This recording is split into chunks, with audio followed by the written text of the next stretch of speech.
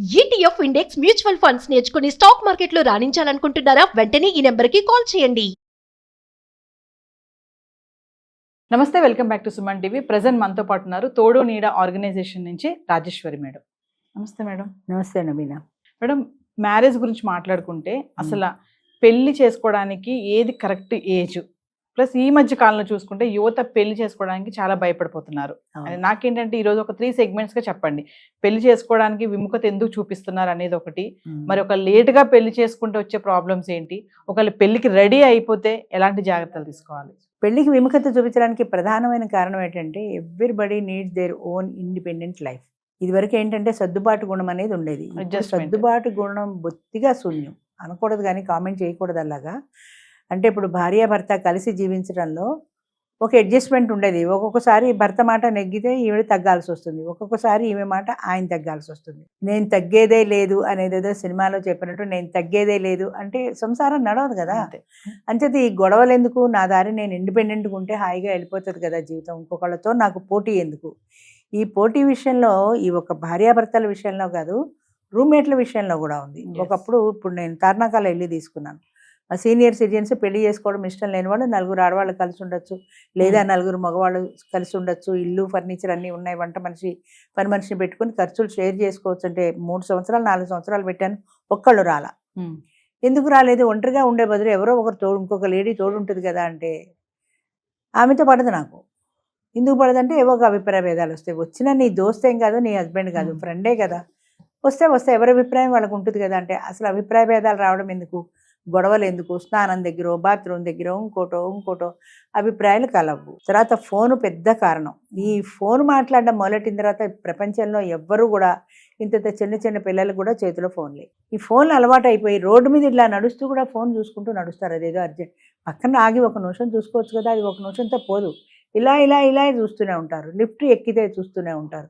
అంటే అసలు ఫోను లేకుండా మనిషి ఉండలేకపోతున్నారు. దానివల్ల ఫోన్ తోటే సగం జీవితం వెళ్ళిపోతుంది. ఫోన్లో వచ్చే యూట్యూబ్లో వచ్చేవి చూసుకుంటారు, లేకపోతే జోక్స్ చూసుకుంటారు, లేకపోతే ఫ్రెండ్తో మాట్లాడుకుంటారు. ఏదైనా ఫోన్లో మాట్లాడుకోవడమే బాగుంది, కానీ కలిసి ముఖతః ఇలా ఎదురుగా కూర్చొని మాట్లాడుకోవడం అంటే ఇష్టం ఉండట్లా. రెండోది ఏంటంటే, ఇప్పుడు ఇదివరకు బాయ్స్ హాస్టల్స్ వేరు, గర్ల్స్ హాస్టల్స్ వేరు ఉండేవి. ఇప్పుడు లివింగ్ రిలేషన్ హాస్టల్స్ కూడా వచ్చేసాయి. అంచేతే పెళ్ళెందుకు, మనం కావాలన్న నాళ్ళు అంటే అందరినీ నేను అంటలే, తప్పుపట్టద్దు. అలా కొంతమంది అలా కావాలనుకున్న వాళ్ళు లివింగ్లోకి వెళ్ళిపోతున్నారు. మన అవసరాలు తీరిపోతున్నాయి ఇక్కడ. మన అవసరాలు తీరిపోయినప్పుడు పెళ్లి చేసుకున్నా ఇంతకంటే ఏముంది? పెళ్ళి అనేది ఒక బరువు, ఒక బాధ్యత, ఒక బైండింగ్ అన్న ధోరణి బాగా ఉంది యువతలో. అంటే ఈ పెళ్లి వల్ల ఈ బాదరబందీలు, ఈ బాధ్యతలు ఎందుకు? మనకు హాయిగా ఇలా ఉంటే పోతుంది కదా. బెంగళూరులో ఒక అసోసియేషన్ కూడా మొదలెట్టారు, పెళ్ళి ఎక్కర్లేదు అని. అందులో చాలామంది మెంబర్స్గా కూడా చేరారు. అంతే పెళ్లి కంటే మన అవసరాలు తీర్చుకోవడానికి ఒక లివింగ్ రిలేషన్లో ఉంటే కొన్నాళ్ళు తీరుతాయి కదా. కొన్నాళ్ళు తీరుతాయి, కానీ ఎప్పటికప్పుడు జీవితంలో 30 ఏళ్ళకో 35 ఏళ్ళకో పెళ్లి చేసుకున్నప్పుడు 3 ఏళ్ళు వీడితో కాపురం చేసేసి వీడిని వదిలేసి మళ్ళీ వాడి దగ్గరికి వెళ్ళిపోతావా అంటే వెళ్ళిపోతున్నారు. అలా వెళ్ళిపోతావా కాదు, వెళ్ళిపోతున్నారు. అలాగే పెళ్లి చేసుకుంటున్నారు, అలాగే ఉంటున్నారు.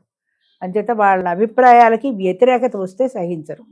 భార్యాభర్తలు కలిసి జీవించడం మొదలెట్టిన తర్వాత ఇల్లో ఫర్నిచరో టీవీయో, ఓ టీవీ ఉందనుకో, నేను ఫలానా కంపెనీ టీవీ కొందాం అనుకుంటున్నాను, ఈ టీవీ బాగుండదు, ఆ టీవీ కొందాం అనుకుంటున్నాను, అక్కడ ఇద్దరికి క్లాష్. ఫోన్లో ఏ టీవీ అయితే అని ఎవరూ సర్దుకోరు అక్కడ. అంటే పెళ్లి చేసుకుంటే ఫ్రీడమ్ పోతుంది అని ప్రధాన కారణం. ఫ్రీడమ్ పోతుంది. కెరీర్ ఒకటి, నేను కెరీర్లో సెటిల్ అవ్వాలి. చదువు అయిపోయి ఉద్యోగంలోకి వచ్చిన అమ్మాయిని కూడా అడిగితే నాకు ప్రమోషన్ రావాలి, ఇంతకంటే పెద్ద ప్యాకేజీ కావాలి అంటే కోరికలకి లిమిట్ ఎక్కడ? ఏదో ఒక కోరిక ఉంటూనే ఉంటుంది, అది తీరితే ఇంకోటి ఉంటుంది, ఇంకోటి వస్తే ఇంకోటి ఉంటుంది. మరి కెరీర్ సెటిల్ అవ్వకుండా పెళ్లి చేసుకోలేరు కదా మేడం. ఎందుకు మరి? ఇదివరకు మా పెళ్ళిళ్ళన్నీ కెరీర్తో సంబంధం ముడిపడి ఉన్నాయా? ఇప్పుడు పెళ్ళి అయిన తర్వాత చదువుకున్న వాళ్ళు లేరా? పెళ్ళి అయిన తర్వాత ఉద్యోగాలు చేస్తున్న వాళ్ళు లేరా? పెళ్ళి కావాలి, ఉద్యోగం కావాలి, తర్వాత ప్యాకేజీలు. నా ప్యాకేజీ కంటే వాడి ప్యాకేజీ ఎక్కువ ఉండాలి, మళ్ళీ నా ప్యాకేజీ కంటే తక్కువ ఉంటే నాకు ఇన్సల్ట్. కాబట్టి నాకు 2 లక్షల ప్యాకేజీ అంటే వాడికి కనీసం 3 లక్షల ప్యాకేజీ ఉండాలి. పిల్లాడు బాగుండాలి, వాడికి 30 ఏళ్ళు దాటిపోయినా బట్టతాలు ఉండకూడదు, రింగులు జుట్టు ఉండాలి. ఈ కోరికలు తీరని కోరికలు కొన్ని. అలాగే మగవాళ్ళు కూడా అంతే. అమ్మాయి బాగా చదువుకున్నది అయి ఉండాలి, ఇంచుమించు ఇద్దరము ఒకే డిపార్ట్మెంట్లో పనిచేస్తే కలిసి కారులోనో మోటార్ సైకిల్ మీద వెళ్తే పెట్రోల్ కలిసి వస్తుంది. నా డిపార్ట్మెంట్ అయి ఉండాలి, మళ్ళీ నా బ్రాంచ్ అయి ఉండాలి, ఏదో ఒకటి పనికిరాదు. అలాగా ఆమె ఇన్ని అయ్యి మళ్ళీ నేను చెప్పినట్టు విని పడి ఉండాలి. ఆమె ఉద్యోగం చేసుకుని వచ్చి మళ్ళీ రాత్రికి ఇంటికి వచ్చి వంట చేయాలి. నేను ఖాళీగా ఉన్నా నేను చేయను, నేను మగాను కదా. అంచేత ఇలాంటివి కొన్ని కోరికలకి దీనికి పొత్తు కుదరటం లేదు. ఎస్. కెరీర్ ఇంపార్టెన్స్ పెరిగిపోయింది, కెరీర్ తర్వాతనే పెళ్ళి అని. సింగిల్ లైఫ్లో ఎక్కువ ఫ్రీడమ్ కావాలి అందరికీ. ఫ్రీడమ్ అనేది సింగిల్ లైఫ్లో ఉంటుంది, కానీ ఇద్దరు కలిస్తే ఆ ఫ్రీడమ్ ఉండదని మ్యారేజ్లో ఉండట్లేదు, రూమ్మేట్తో ఉండట్లేదు, ఎవరితోటి ఉండట్లేదు. కోలివిన్ వచ్చిన తర్వాత ఇంకా అది కలిసి ఉన్ననాళ్ళు వాళ్ళతో ఉంటారు. కోలివిన్లో గొడవలు ఎందుకు రావంటే, కోలివిన్ అనేది ఒక పర్మనెంట్ రిలేషన్ కాదు. అందులో డిఫరెన్స్లు వస్తే విడిపోతే ఆమె ఇంకో బాయ్ ఫ్రెండ్ని చూసుకుంటుంది, ఈయన ఇంకో గర్ల్ ఫ్రెండ్ని చూసుకుంటాడు. అంతే ఆమె విడిపోతుందేమో అని ఈయన సర్దుకుంటాడు, ఈయన వెళ్ళిపోతాడేమో అని ఆవిడ సర్దుకుంటుంది. అక్కడికి వస్తే అడ్జస్ట్మెంట్లు ఉంటాయి, కానీ పర్మనెంట్ సొల్యూషన్ చూసుకోరు. అంచేత కోలివిన్లో కోరికలు తీరిపోవడం ఒకటి, ఇండిపెండెంట్గా ఉండడంలో ఆ స్వేచ్ఛ ఉంది అన్నది ఒకటి. తర్వాత ఏంటంటే ఈ ఫ్రెండ్షిప్ అనుకో, ఫ్రెండ్షిప్ అవని, బాయ్ ఫ్రెండ్ అవని, గర్ల్ ఫ్రెండ్ అని, ఎవరవని మా ఇష్టాలు అక్కడ తీరిపోతున్నప్పుడు వేరే పెళ్ళి అనే బాదరబందీ, అదొక బైండింగు, ఇదొక బాధ్యత. ఈ బాధ్యత లేని ఫ్రీడమ్ ఉండే జీవితం కావాలి ప్రతి ఒక్కళ్ళకి. మరి ఇన్ కేస్ పెళ్లి లేట్గా చేసుకుంటే వచ్చే సమస్య, లేట్గా చేసుకుంటే సైంటిఫిక్గా వచ్చే సమస్యలు ఏంటంటే, లేట్ మ్యారేజీలో వాళ్ళకి పుట్టే పిల్లలకి మంచి సంతానం కలగరు అని డాక్టర్స్ కూడా చెప్తున్నారు. 30 ఏళ్ళు దాటిపోతే ఆ ఎగ్లో ఆ స్ట్రాంగ్ ఉండదు, అది వీక్ అయిపోతుంది. పుట్టే పిల్లలు బలహీనంగా పుడతారు. బలహీనంగా అంటే సన్నగా కాదు, ఏదో ఒక అనారోగ్యాలతో. అంచేత హెల్దీగా పిల్లలు పుట్టాలి అంటే 30 ఇయర్స్ లోపులోనే, 25 ఏళ్ళు సుమారుగా అనుకో, 20-25 మధ్యలో వివాహం అయిపోతే 30 ఏళ్ల నాటికి పిల్లలు పుట్టేస్తారు. అలా అది కరెక్ట్ ప్లానింగ్ అని డాక్టర్లు చెప్పేది. కానీ ఇన్ జనరల్ కూడా 20-25 మధ్యలో పెళ్ళి అయిపోతే 30 ఏళ్ల నాటికి వాళ్ళకి సంతానం కూడా అయిపోతుంది. ఆ తర్వాత వాళ్ళు కలిసి ఉద్యోగాలు చేసుకుంటూ వాళ్ళు బతుకుతారు. అలా కాకుండా కెరీర్కి ఇంపార్టెన్స్ ఇచ్చుకొని, ఇప్పుడు నాకు ఉద్యోగం కావాలి, ఉద్యోగం దొరికాక ప్రమోషన్ కావాలి, ప్రమోషన్ వచ్చాక నా ప్యాకేజీ పెరగాలి, ఇలా ఇలా ఇలా ఇలా అనుకుంటూ పోతే ఎప్పటికీ పెళ్ళిళ్ళు కావు. అది ప్రధానంగా యువత గమనించాల్సిన విషయం ఏంటంటే అది. ఏది లేట్ అయిన కొద్దీ కూడా వాళ్ళకి. ఇంకొకటి ఏంటంటే, లేట్ అవుతున్న కొద్దీ మనుషులు కూడా చాలా, అంటే ఇప్పుడు ఇదివరకు చిన్నప్పుడు పెళ్ళిళ్ళు 10-12 ఏళ్ల వయసులో పెళ్ళిళ్ళు అయ్యేవి. ఆ పెళ్ళిలో ఈమెకి ఒక మెంటల్ గ్రోత్ అనేది, అంటే నాకు ఇలా కావాలి అనే అంత ఇండిపెండెంట్ థాట్స్ లేవు పూర్వం. అంతే సర్దుకుపోయేవాళ్ళు. ఇప్పుడు 20 ఏళ్ళు 25 ఏళ్ళు వచ్చిన తర్వాత నేను ఇండిపెండెంట్గా ఉండాలి, నా అభిప్రాయాలకి విలువ ఇవ్వాలి, నాకు ఇలాగే ఉండాలి, నాకు అలాగే ఉండాలి అనేటువంటి కోరికలు పెరిగిపోతాయి. వయసు పెరుగుతున్న కొద్దీ మనుషులు కూడా స్టబర్న్గా తయారవుతారు. అంచేత ఇద్దరు వాళ్ళతో అడ్జస్ట్మెంట్ మెంటాలిటీ అనేది తగ్గిపోతుంది. 30 ఏళ్ళు వచ్చిన తర్వాత లేట్ మ్యారేజ్ పెళ్లి చేసుకుంటే 40 ఏళ్ళకి పెళ్లి చేసుకుని విడాకులు తీసుకున్న వాళ్ళు ఎవరు నాకు తెలిసిన వాళ్ళు.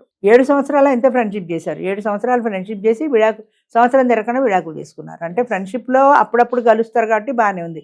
ఇద్దరు ఒకింట్లో కలిసి జీవించిన భార్యాభర్త అలా మొదలెట్టిన తర్వాత అభిప్రాయాలు కలవలేదు, సంవత్సరం పట్ల విడాకులు తీసుకోవడానికి. అంచేత ఎప్పుడు కూడా లేట్ మ్యారేజ్లో నష్టాలు ఏంటంటే, మనుషులు స్ట్రాంగ్గా స్టబర్న్గా తయారవుతారు. అది సెల్ఫ్ కాన్ఫిడెన్స్ ఒకటే కదా, సెల్ఫ్ కాన్ఫిడెన్స్ ప్రతి ఒక్కళ్ళకి అవసరమే. అడ్జస్ట్మెంట్ అనేది పూర్తిగా తగ్గిపోతుంది. నేను ఇండిపెండెంట్గా బతకగలను, ఇష్టమైతే కలిసి ఉంటాం, కష్టమైతే నా బతుకు నేను బతుకుతాను, నీ లెక్కేంటి నాకు అన్న ధోరణి పెరిగిపోతుంది.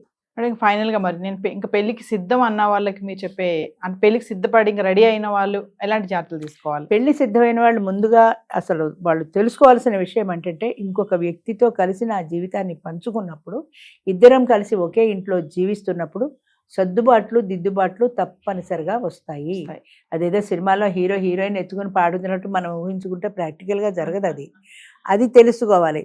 సినిమాలు చూసి, ఈ యాప్స్లో ఉండే వాటిల్లో మూవీస్ చూసి, అందులో వాడు డ్యూయెట్లు పాడుకుంటున్నప్పుడు అది చూసి, నేను నా భర్త కూడా ఇలా డ్యూయెట్లు పాడుకుంటే బాగుంటుంది అంటే రియల్ లైఫ్లో సాధ్యం కావవి. సినిమాని సినిమాగానే చూడాలి, కానీ దాన్ని రియల్ లైఫ్కి అప్లై చేసుకుంటారు చాలామంది. అంచేత అలా కాకుండా జీవితం అనే దాంట్లో కష్ట సుఖాలు రెండూ ఉంటాయి. సుఖాలే కాదు కష్టాలు కూడా ఉంటాయి. దాన్ని మనం ఫేస్ చేయగలిగిన ధైర్యం మనకు ఉండాలి, మానసిక ధైర్యం ఉండాలి. అది అర్థం చేసుకోవాలి. ఇంకొక వ్యక్తితో కలిసి జీవించేటప్పుడు వాళ్ళ మాటకు కూడా నేను కొంత విలువ ఇవ్వాలి అన్న విషయం ఇద్దరూ అర్థం చేసుకోవాలి. భర్త అర్థం చేసుకోవాలి, భార్య అర్థం చేసుకోవాలి. అంచేత సర్దుబాటు గుణం అనేది ప్రధానంగా నాకు కావాలి.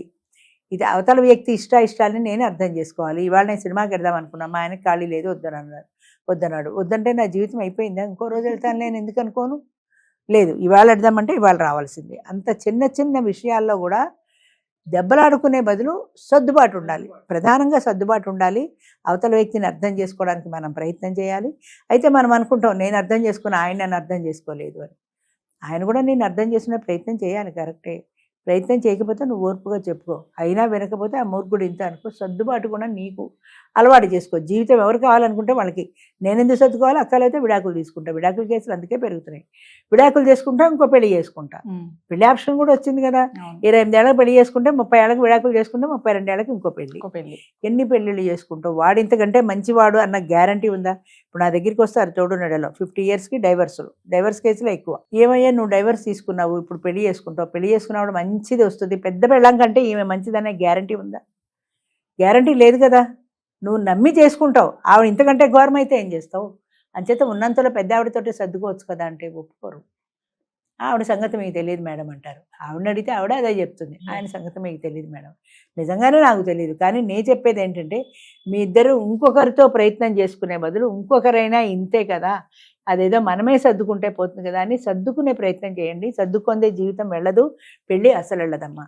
అంచేత పెళ్లి చేసుకోవాల్సిన వాళ్ళు తప్పనిసరిగా సర్దుకోకుండా జీవితం ఎడుతుంది అనే ఆశతో నా రిక్వైర్మెంట్లు ఇవి, ఇప్పటికీ 60 ఏళ్ళు వచ్చి 67 ఏళ్ళు వచ్చి నా రిక్వైర్మెంట్ కంటే నాకు నవ్వు వస్తుంది. నీ బాడీ రిక్వైర్మెంట్ ఏంటి? నీకు ఈ వయసులో నీకు రిక్వైర్మెంట్ ఏంటి? ఆవిడేదో వచ్చి ఇంత వండి పెట్టడం, నీకు మళ్ళీ రిక్వైర్మెంట్ ఒకటి.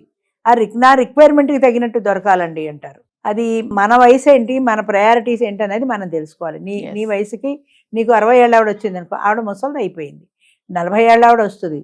నువ్వు ఆవిడని పోషించి ఆవిడ కోరికలు ఆవిడ తీర్చగలుగుతావా? నువ్వు నీకు 20,000 జీతం, 30,000 జీతం, 30,000 ఆటోవాడు సంపాదిస్తున్నాడు అని అడుగుతున్నారు మగాడు. ఎంతవరకు ఆవిడ కోరికలు నువ్వు తీర్చగలుగుతావు? 40 ఏళ్ళ వాళ్ళకి చాలా కోరికలు ఉంటాయి. హోటల్కి వెళ్ళాలి, సినిమాలకు వెళ్ళాలి, షికార్కి వెళ్ళాలి. నీకు 60 ఏళ్ళు దాటిపోయాయి, 3 గంటలు కూర్చుంటే నడుము నొప్పి, హోటల్ భోజనం పడదు. మరి కేవలం నీ సేవ చేయడానికని ఎవరు ఈ రోజుల్లో రావటం లేదు. అదే అర్థం చేసుకోవాలి. అది అర్థం కాకుండా మితిమీరిన కోరికలు పెట్టుకుని ఆ రిక్వైర్మెంట్కి తగినట్టు అంటే ఎవ్వరికీ జరగదు. రిక్వైర్మెంట్కి తగినట్టు జీవితంలో సర్దుబాటు కావాలి. భార్యాభర్తలు అన్న తర్వాత అభిప్రాయ భేదాలు చాలా సహజంగా ఉంటాయి. దాన్ని సామరస్యంగా పరిష్కరించుకోవాలి. సర్దుబాటు లేకుండా జీవితం వెళ్ళదు అన్న ఫండమెంటల్ రూల్ మర్చిపోకూడదు పెళ్లి చేసుకోవాలనుకున్న వాళ్ళు. Thank you. మంచిదమ్మా.